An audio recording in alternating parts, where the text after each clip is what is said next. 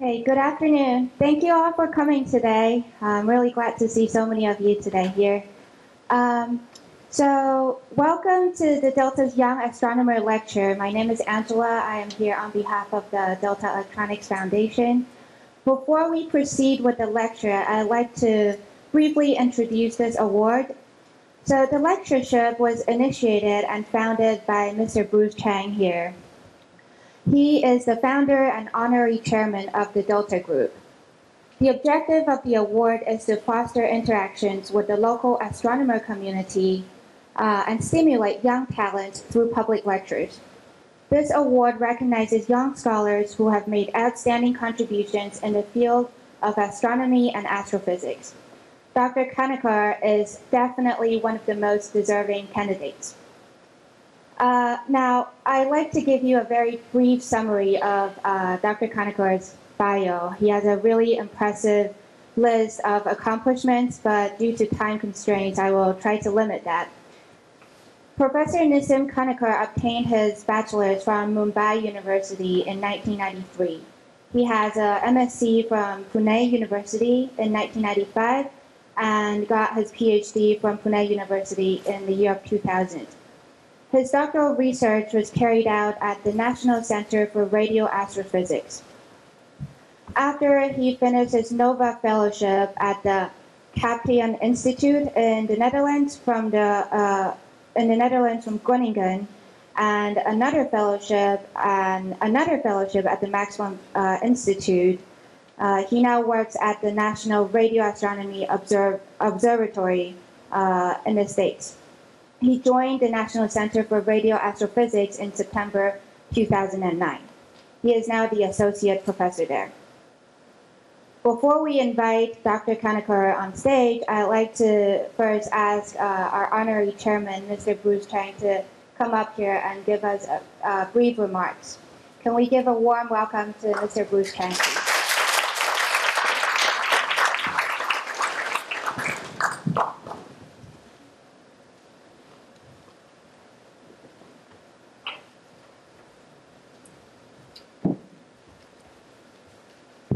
Professor Nissim Kanekar, is that right pronunciation? Okay, welcome. I think it's a great honor and a great opportunity to have so young, very knowledgeable professor to visit us and give us the explanation of the universe. May I use my native tongue, is more easy to explain. 我是觉得今天真的是非常高兴，我们请到年轻的这个天文学者。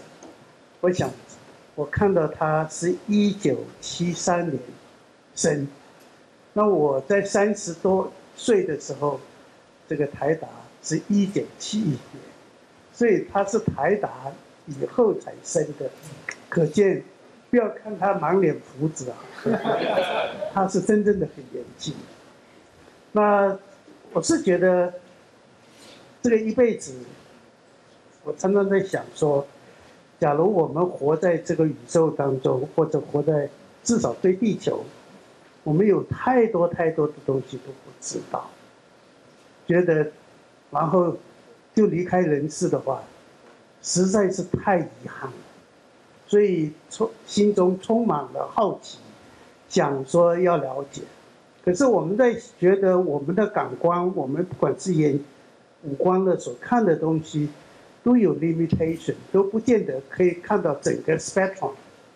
那当然，人比较聪明，在这个至少在物种来说，人类是最聪明的一个动物，今天才能够生存在这里，不要跟老虎去。不会被它吃掉。那可是呢，这个有很多东西，实在假如我们没有看见那个东西，我们很难想象。有人说飞，你是看到会飞的东西。假如你从来没有一个这种现象，你也不知道飞是什么。那在这种状况之下，那我相信每一个人都非常好奇，尤其今天。会来听讲的人，我想一样的来非常好奇。那在宇宙当中，我们所讲的 Big Bang 到底是怎么回事？真的吗？那么这么短的时间，还有这个黑能量了，这些都是新的东西。这些东西到底我们是相信它，还是在怀疑它？那我想呢，我就不要多说，把宝贵的时间把它占据了，我们就听听 Professor 给我们做的 presentation。谢谢各位的观众，谢谢。Now, can we invite Dr. Kanekar to come on stage? We would like to present the Delta Young Astronomers Award to him. 这些麻烦我们颁奖给教授啊。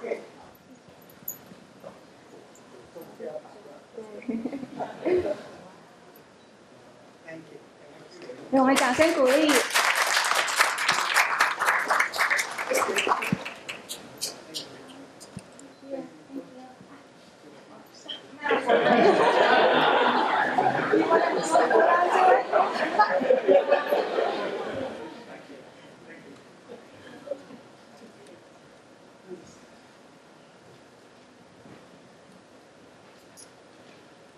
所以今天的演讲会有中央大学的陈文平老师帮我们做同步的翻译，我们也先给他掌声鼓励，他在这边。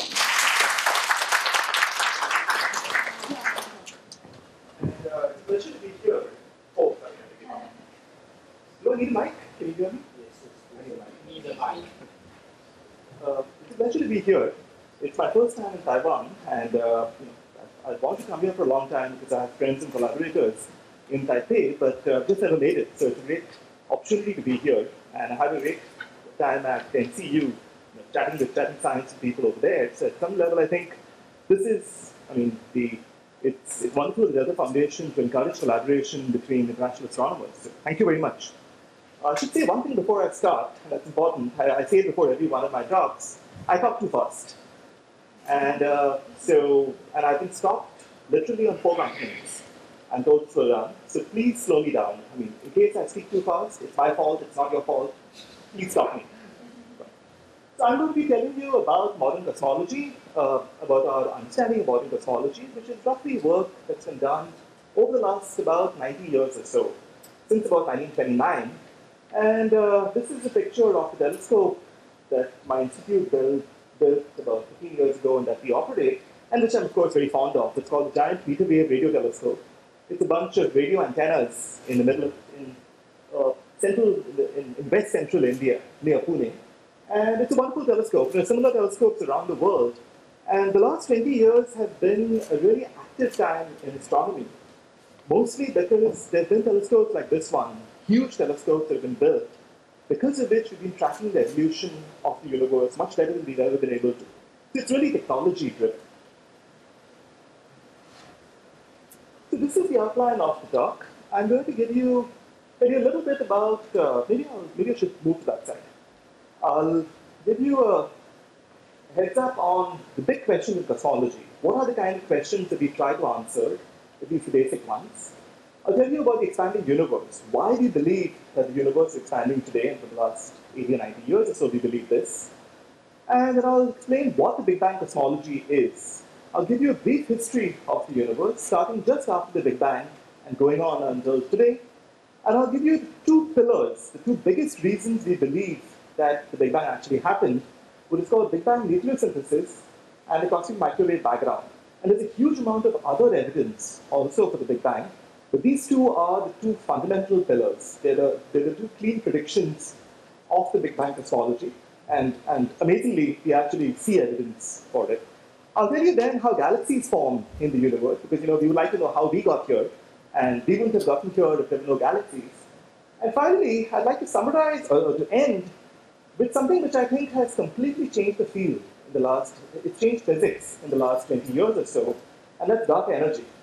That's a kind of a quantity which seems to dominate the energy of the universe. About 70% of the universe is this mysterious dark energy. We have no evidence for it in the lab today.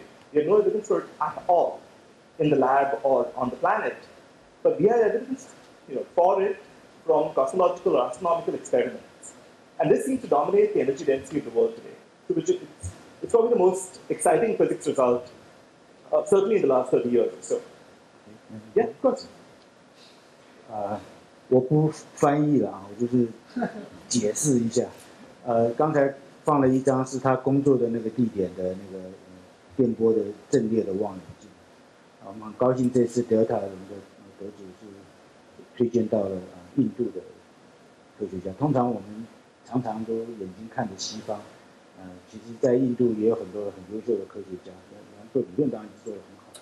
那事实上这个大的那个天线，实际上在世界上也是很有名的一个设备。那今天的讲的主要是讲cosmology， 讲宇宙本身，宇宙里面的各种天体啊这些现象，时间空间，但是本身这些事情，宇宙本身的生老病死的学问。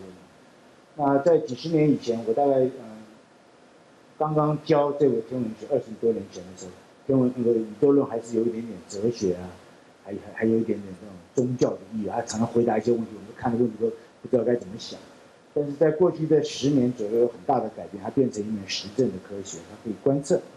所以等一下那个康奈基教授要讲到宇宙现在的状态在膨胀，那一开始的那一个事件呢，英文把它昵称为 Big Bang， 大霹雳。然后大霹雳以后，很简短的解释一下宇宙的来龙去脉，就是它的历史是怎么样。然后有什么证据啊？为什么宇宙有一个起源？这一开始科学家也是很抗拒，因为宇宙应该是很久不变啊。那有没有什么证据宇宙有一个开端，时间空间有起点？然后有2个证据，一个是 Big Bang Nuclear Synthesis， 是所谓的一开始宇宙一开始温度很高的时候的核融合，产生了各种元素，就你我这些元素。然后呢，第2个证据是 Cosmic Microwave Background， 是宇宙的微波背景辐射。当时那一团高热的东西，现在随着宇宙膨胀冷却下来以后，无所不在的一个辐射。然后之后发生了一些 structure formation， 就是密度高的、密度低的开始形成了星系啊什么什么。为什么我们会在这边？是因为这一连串下来的结构的组成。最后呢，他要讲一个最新的研究，就是一个我们其实还不太懂的东西，就是一个所谓的 dark energy 啊 ，dark 就表示我不懂，一个叫暗能量的东西。那这个帮现在的宇宙论又开了一个新局，就是说是不是我们对宇宙的东西几乎是知道的非常非常少。 Cosmology is fundamentally the study of the universe as a whole, so the entire universe, its global properties. So it's what is the geometry? Does the universe expand forever? Does the universe contract at some point? It's history. What happened in the past?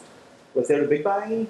Was the universe always there from all the way from infinite time? Where does it go in the future? So does it go expand outwards? Does it accelerate outwards? Does it collapse? We don't know. At least we would like to know. What does it contain? So we know the universe contains people like us, baryons, protons, electrons, neutrons. We know the universe contains radiation, light, basically. We know the universe contains neutrinos. Is there anything else?